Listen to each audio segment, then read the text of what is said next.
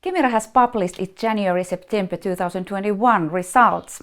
I'm pleased to welcome Mikko, our Head of Investor Relations, to this result interview. Thank you, Tiina. We reached a record high revenue in the third quarter, but on the other hand, we have to work very hard for the profitability.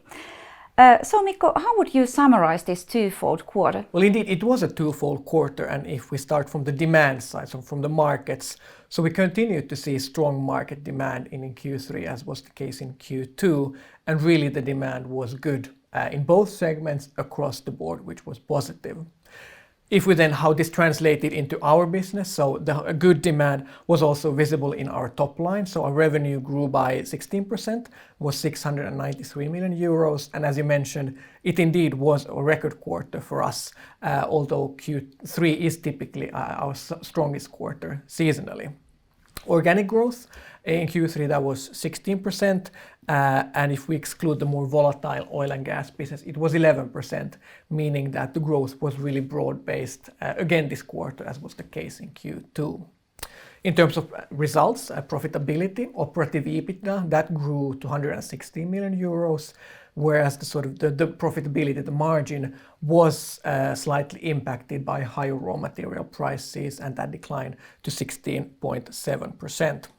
And one thing to point out from the results is sort of a positive impact from an emission right compensation that had a 7 million euro positive impact on the quarter.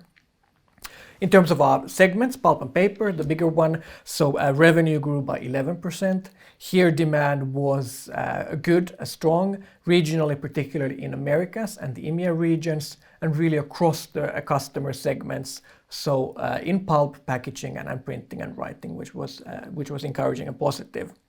Profitability, on the other hand, was impacted by higher raw material prices and declined to 16.2%. The other segment, industry and water, again, a strong quarter in terms of revenue, grew by 23%. Particular demand was good in the oil and gas business, driven by our oil sands tailings business and shale, but also the demand in our water treatment business was good. Profitability was 17.4% at a strong level, although it declined slightly from the prior year's high level due to higher raw material prices. We have seen significant surge in electricity and raw material prices, and this, if anything, impacted on our profitability. How big was the impact last quarter, and what's to be expected in the coming quarters? Well, if we start from the big picture, so raw materials as well as electricity, energy, they are significant cost components to us, and in 2020 the total spend was around 1.1 billion, so it is a significant cost component to us. Looking at Q3, as mentioned, profitability declined slightly from the prior year's high level. And then behind this decline was, as mentioned, higher input costs, which was due to the fact that raw material prices have increased significantly, and also logistics costs as well. But what are we doing to sort of counteract this impact? We have announced significant price increases starting from the start of this year. Again, we announced new price increases in September, so to counteract the higher cost base. And if we look at Q3, so these higher sales prices had some compensating impact, but still the net impact from sort of costs and higher sales prices was still negative, meaning that the margin declined. And then if we look forward, we do expect this sort of inflationary environment to continue, and it is a bit hard to predict at this point how long it will continue.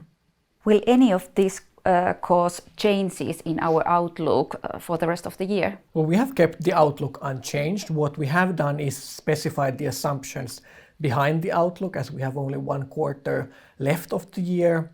And as mentioned, we do expect the strong inflationary environment to continue, and particularly the impact from higher raw material prices to continue in the coming quarters, particularly in Q4. And as mentioned, we are continuing our cost mitigation actions, so the before mentioned price increases to mitigate the impact. Thank you very much for the clear answers, Mikko, and for the interview. Thank you, Tiina.